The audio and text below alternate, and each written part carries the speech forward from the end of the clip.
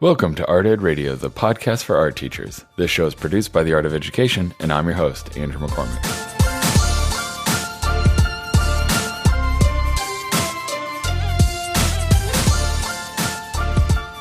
The times, they are a-changin'.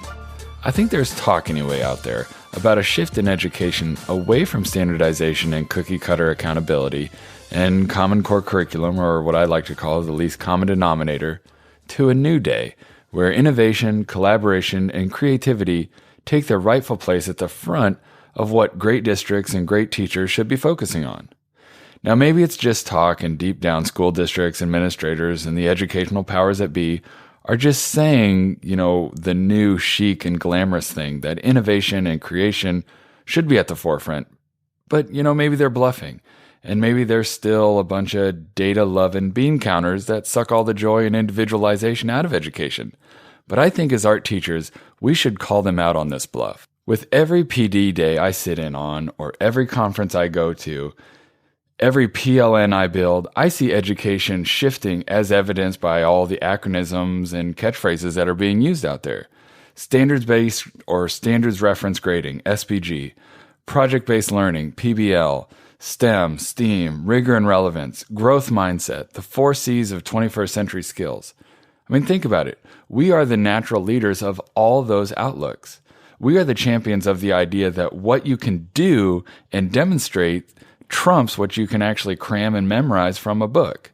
We are the innovative educators that can show students how to think creatively and problem solve for innovation in a rapidly changing world and economy. Because I'm so passionate about how art education has the ability to shape students for a world of creativity and being a communicator and being a problem solver, and I don't mean just in the arts, but in the broader economic and social realms, I was really thrilled to invite on Kasey McCurdy. Kasey is Art Ed Radio's first non-art education guest, which is really cool. My name is Kasey McCurdy. I'm Vice President of Engineering for a company called BunchBall. We're based in California, but we have an office in Des Moines.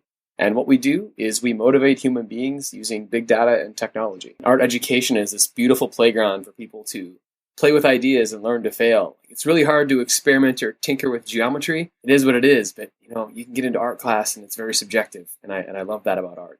At the beginning of this school year, Kasey visited our entire school district and really lit a fire in our staff in the name of innovation and ditching dispassionate, boring education. He gave some stats on just how disengaged students are from modern-day education, which in many realms isn't modern at all. Education is very much still built on an industrial revolution model. If that's too old, then at the most recent, education often focuses too much like a business. Students are clumped together by their age and not their abilities. Schools make decisions about staffing and scheduling based more on district transportation woes than what we know is really good for kids. I think Kasey would agree, if art teachers are able to light a fire and promote innovation not just in the art room, but in the entire building, we will be in a much better place. So in this talk, we're hitting on ideas of creativity and innovation, entrepreneurial spirit and economics. And when I think about this, I think that art teachers, we also have to be innovative. We have to branch out into new domains. So have you tried some new STEAM projects? Have you advocated for your department as a champion or even an exemplar class for all things PBL? If not, I think you'd really benefit from checking out the project-based art room at theartofed.com. I've enjoyed teaching this class the past spring and summer as I'm a big STEAM-loving teacher. Not only will you see connections in the arts and STEM and economic innovation, you'll also connect with other great like-minded teachers out there. The project-based art room is a 3-credit class, and new sections start up every month. So head on over to theartofed.com and check out this and all the other great classes under the Courses tab. So let's check in with Kasey and see how we can light a fire and bring the arts into the forefront of the innovation discussion.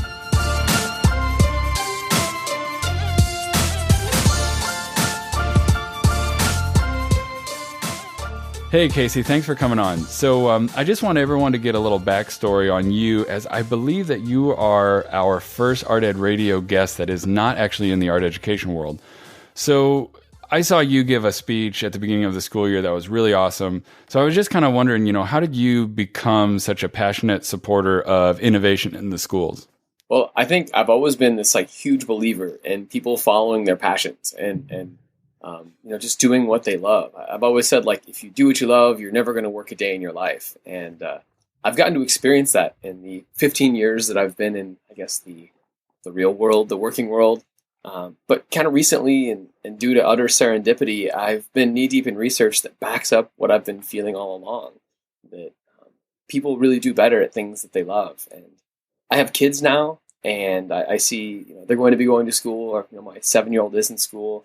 I want him to have awesome opportunities and be able to feel and experience what I do every day. And as far as how I got involved in schools, like there's this software engineer part of me that wants to see the process continue to get better and continue to improve and continue to change. And I'm sure everybody listening will know, like, education doesn't always move the fastest, at least the process and the regulations and things behind it.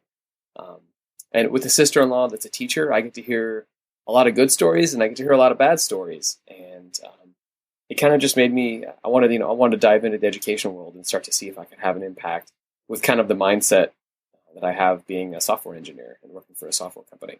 So the big focus of the talk that I saw you give at the beginning of the school year was kind of how bleak and boring and unengaged, like so many students are with the way that school runs right now. So I wonder if you can kind of talk about, what do you think is the root of that disengagement? And if you think that art education can actually do something about that. Yeah, I guess I didn't realize it was that dark and bleak. It was like I was giving a talk on the Black Plague or something.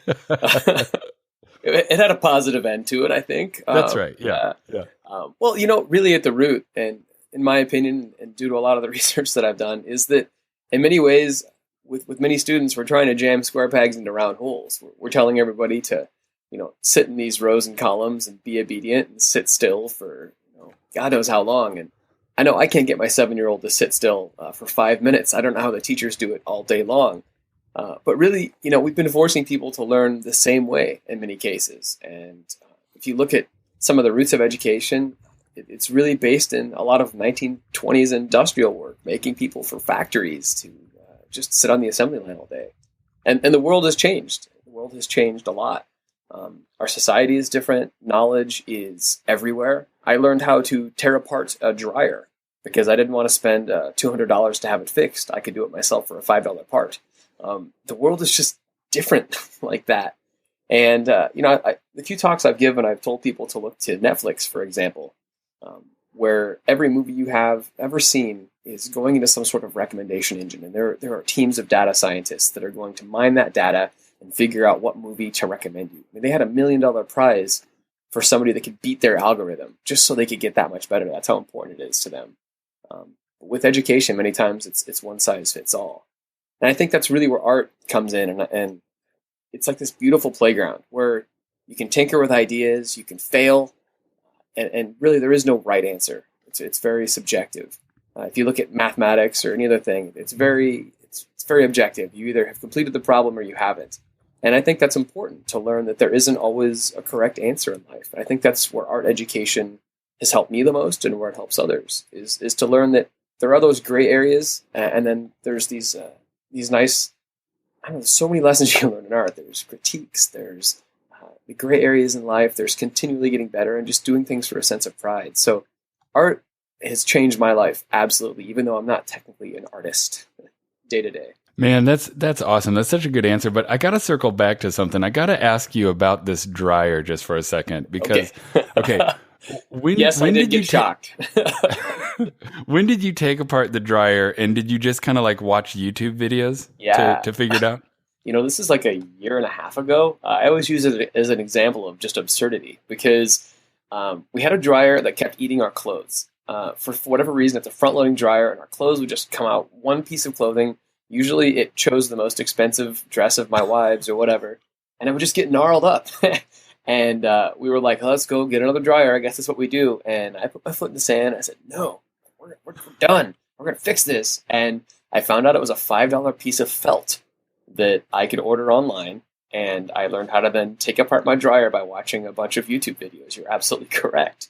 Yeah. Well, man, I got to say, like, I knew from the day I met you that we were kindred spirits because I did that about 3 or 4 years ago because I was like, man, I don't want to do this. I know it's just something. And the parallel I think that's so interesting is like, and here's why I think we'll circle this back to like why education can be so frustrating is the universe of knowledge is at our students' fingertips through YouTube and, Khan Academy and just the entire internet. And yet we still are kind of like, no, sit in a straight row, like you said, column, right or wrong, answer, the odd questions on page 34. And it's just like, there's a disconnect from how like we actually learn as human beings when we're not in this building to then like what we think kids have to learn. And I think some of that disconnect is why like so many kids are kind of like unengaged and a little disappointed in the way education is.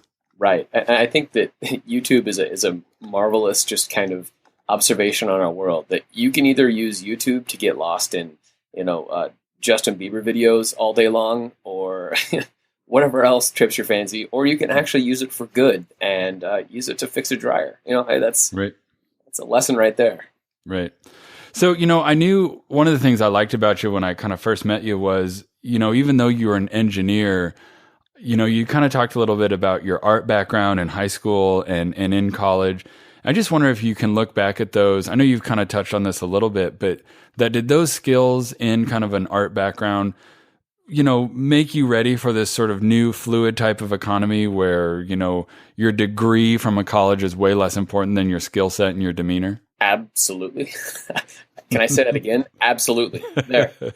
I always talk back and I think I look back, I should say, at my art experience. I'm using air quotes. You can't see this right now. It's not a video podcast, which is probably a good thing, actually. And my first art class was called Introduction to Problem Solving. It was taught by an art teacher named Dale. His name is Dale Gentry, Rockwell City, Iowa. Great small town school. But this guy had just a mind that was like nobody else. And you're looking through, you're like, oh, I want to take art. What's this problem solving class? That sounds like math or something. Like, what is that? And no, it was an art class. And you get there, and usually on the first day, he would do things to mess with the students. Like there'd be no chairs in the room, or all of the tables would be stacked in the center of the room, or he would be standing on the tables, walking back and forth. And he was always kind of that eccentric teacher. He worked on hot rods for a hobby and kind of a side business. He had like airwalk shoes with like flames on them. I mean, just really just out there. And what he was doing. And I think maybe he was just weird. But I think maybe there was a master plan here. I'm going to go ahead and go with the latter. I think, what he was doing was teaching us to prepare for the unexpected. That sometimes you're going to get to a room and there's going to be no chairs. And guess what? Just kind of figure it out. It taught us to be really flexible, and that life isn't perfect and things aren't always perfect. And I think what sometimes hits people when they get out of academia, or they get out of even high school, and they go into the real world, where maybe in high school, you've never gotten an F, everybody passes, you all get a trophy, you all get a ribbon. You get to the real world and it's like, oh, that doesn't work here. It's completely different. My art education, thanks to Mr. Gentry, taught me that. I mean, throughout all of his classes. I don't know if everybody got everything out of that I did. I mean, as I look back on my life and I reflect on that, I definitely see that as a huge fork in the road for me. And also, he played really good music in class all the time. That was like the one class I could go to that I knew, like, what? Mr. Gentry's got that new Metallica tape. Yes, it was a tape. And, he's going to play that in class. Or, yeah, he would always play Enigma, which, it's like this like tranced out kind of like monks chanting type music. And I still listen to that to this day when I need to focus. So profound impact. Man, that's awesome. Shout out to your amazing art teacher. I'm going to have to bring in some Enigma music to play for my students tomorrow. Sounds awesome. Yeah. Good. I think all art teachers have to be a little bit odd, to kind of make it work and to survive. And, that's awesome. I've been talking a lot to people about, what kind of makes for an amazing art teacher and an amazing experience. And, rarely, if ever, does anyone say like, my art teacher was amazing because they taught me how to do a 3-color linoleum print. Like that's such a specific like skill set. It's more sort of like the environment. And sometimes we kind of talk about those soft skills of being flexible, like you said, or being passionate about something, or being able to critique something or problem solve. So I think, that's what I really feel like art education kind of gets people to get out of, to get from it. So. Yeah, I mean, absolutely. I went to So my background, I'm a software engineer now, or I lead a team of software engineers. I still love to code and tinker, and when I get done with this, that's actually what I'm going to do next. But I went through commercial art. Like that was the degree I took. It's a 2-year degree from a community college, and I have this degree essentially in art and creating commercial art, and advertising, and all sorts of things. And you're right. Like I always bring up Mr. Gentry as an example, but I don't bring up the college instructor that taught me how to draw the same thing in like 16 different color schemes, from like, here's tertiary, here's, primary colors. Just like, I've actually forgotten the other like 14 different schemes that we had to draw. That's how not important to me that was. But yeah, I mean, you said soft skills. And I think as I look at that, art isn't a science. Some might question that, but I would say that art isn't a science. It's an art, right? That's why that term exists there. And neither is life. I don't think you can science life. I think you have to just learn to roll with it and deal with the things that you get. And the one thing, soft skills that it's really taught me is the ability to accept critiques. Standing up in front of a classroom of people and saying, here's what I've worked hard on, and then have people just tear it apart. That's a little rough on some people sometimes. But you get kind of used to it, and you realize that it's just all constructive criticism. It's good to handle that. So now let's talk some specific solutions. What can we as art teachers either start doing if we're not doing it, or continue doing, if we're on our game, to undo some of this apathy? I mean, what do you see that we could do? How do we fix everything? Yeah. Where do we start? I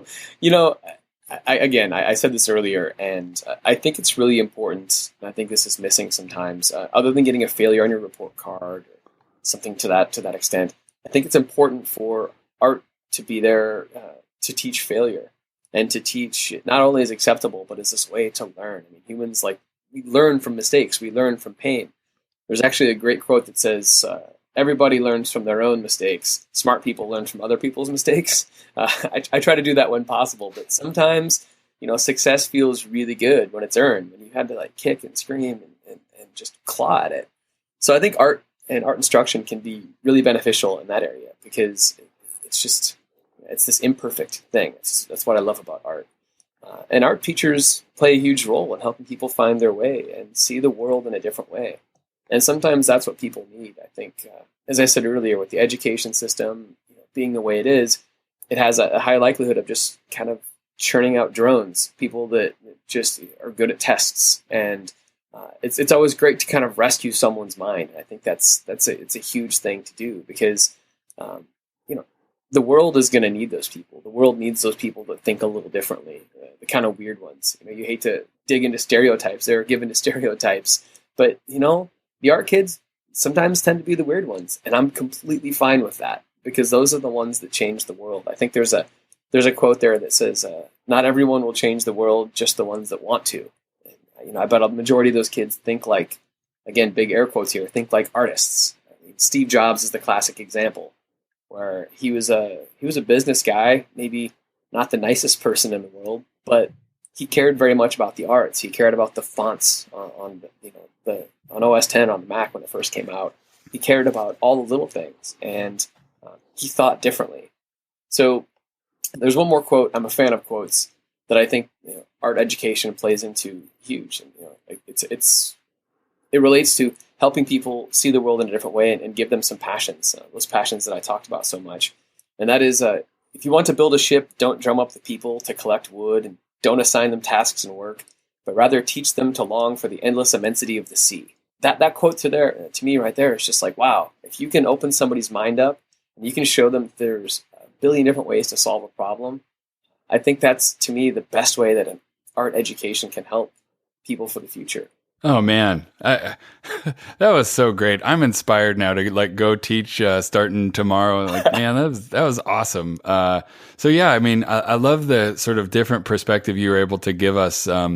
Sort of being someone who's in a slightly different world, but still, having a background and passion for the arts. So, Kasey, what a pleasure it was having you on. Thanks so much, man. I really appreciate it. I'm glad we could fix everything in a podcast. That's good. Well, we will try. We will try. You got to fix it tomorrow. I just got to talk to you and inspire you. All right, I'll let you know how I do. I'll call you tomorrow. Sounds great. Thanks, man. All right, take care. I hope we can do this again and talk with other great people out there who, while not directly in our world, know how important we as art teachers are and will help us spread the word. They'll start advocating for the importance and vitality of arts education. We can't afford to let education stay boring for our students. Education cannot be a place where students go every day just to simply watch adults work. Education can continue to be overwhelmingly frustrating and boring and disconnected from the lives of our students. I think art education can and should lead the way in righting some of these wrongs.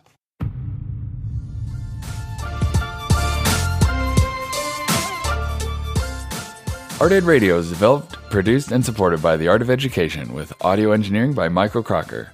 For fans of the podcast out there, do us a favor and give us a ranking or positive review on iTunes, as this is what helps us find new listeners out there. Totally helps us spread the message about our show. As always, new episodes of Art Ed Radio are released every Tuesday, and additional content can be found under the podcast tab on theartofed.com. Thanks for listening.